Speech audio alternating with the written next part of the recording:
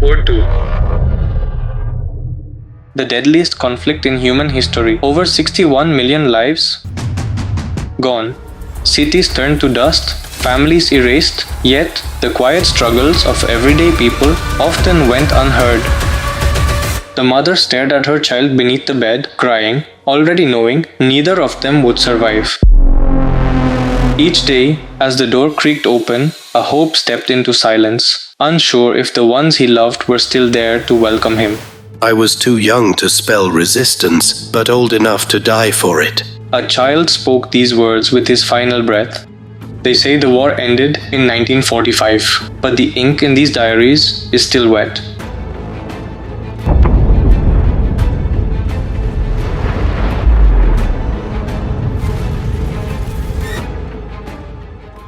Millions of troops are on the move. Is your trip necessary? The posters weren't aimed at generals, they were for regular people. Mothers, teachers, teenagers. Americans were told, don't travel, don't use gas, don't take up space, because every train seat could be carrying a soldier to war. Even freedom of movement had to wait for the fight.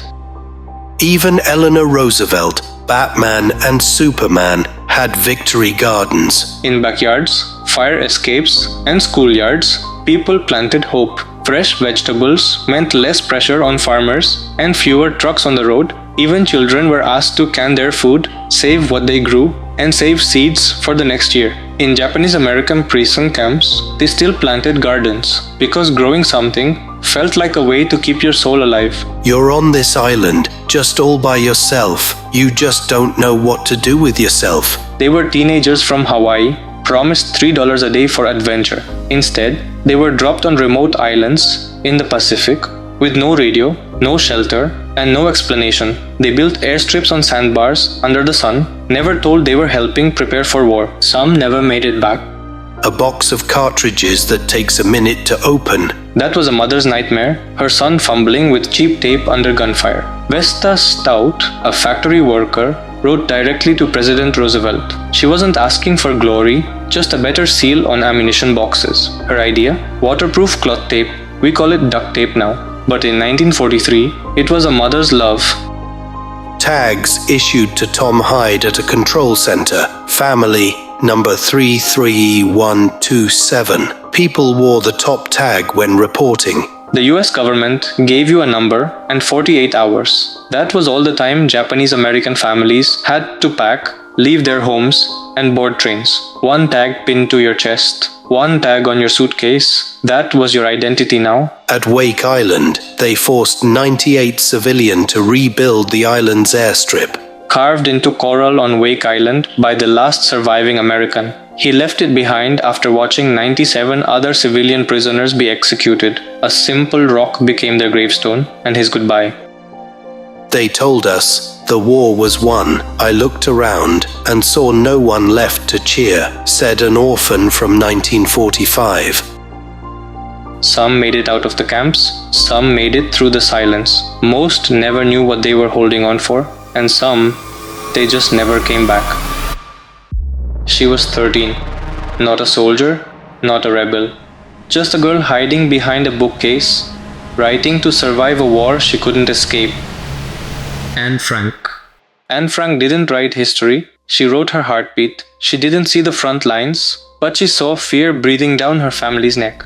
She saw silence, louder than bombs. I see the world being slowly transformed into a wilderness. I hear the approaching thunder that will destroy us too. I feel the suffering of millions. Outside, the world was on fire. Inside, she lit a candle and wrote anyway. In spite of everything, I still believe that people are really good at heart. She believed in humanity, even while it hunted her down. I want to go on living, even after my death. And somehow, she did.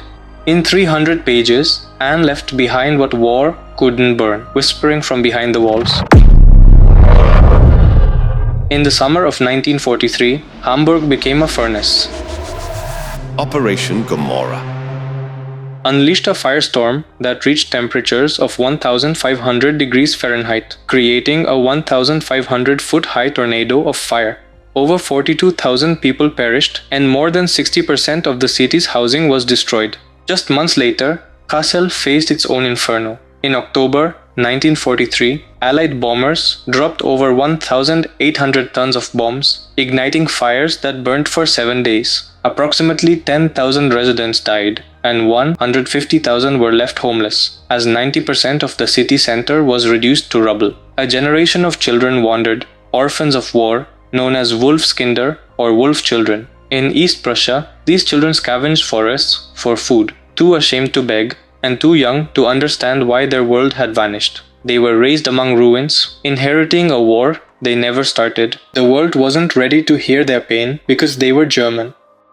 War doesn't end with peace. It ends when the last heart bearing its grief stops, and the last eyes that saw it all finally close.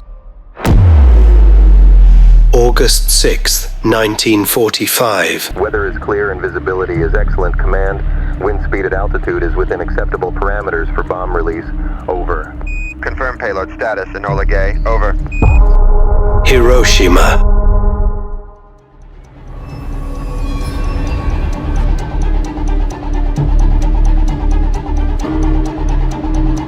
Enola Gay to command.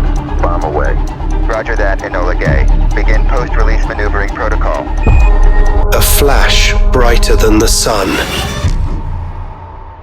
Then darkness.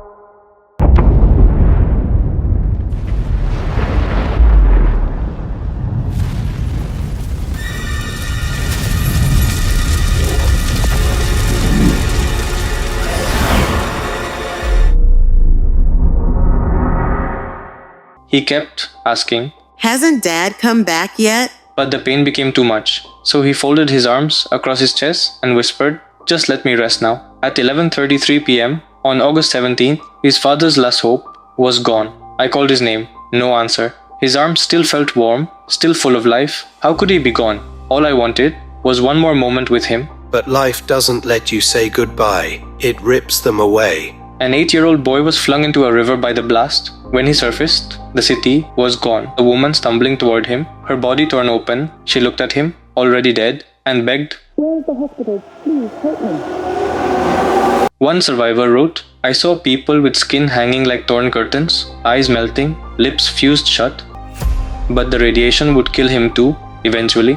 Maybe the bomb was merciful. It took him before the memories could." In Hiroshima, even the rivers seemed to be cry. Children were born, paralyzed. The next generation paid for a flash they never saw. You say hell? I say it was Hiroshima. When you bury a child with your bare hands, medals feel like mockery, said a partisan who lost everything but memory.